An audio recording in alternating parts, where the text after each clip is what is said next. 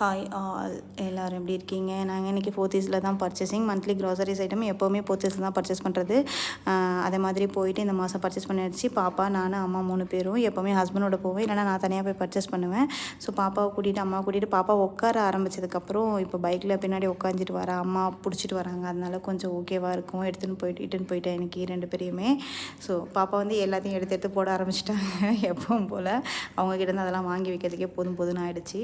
So மீன் வயல் என்ன ஆச்சுன்னா, பக்கத்து வெஜிடபிள்ஸ் அங்கே இருக்கிறதுனால கொஞ்சமாக வெஜிடபிள்ஸ் மட்டும் எடுத்துக்காச்சு. எல்லாமே ரேட் அதிகமாக இருந்தது. வெஜிடபிள்ஸ் ரேட் எல்லாமே எங்கேயுமே வெளியிலையும் அதிகமாக தான் இருந்தது.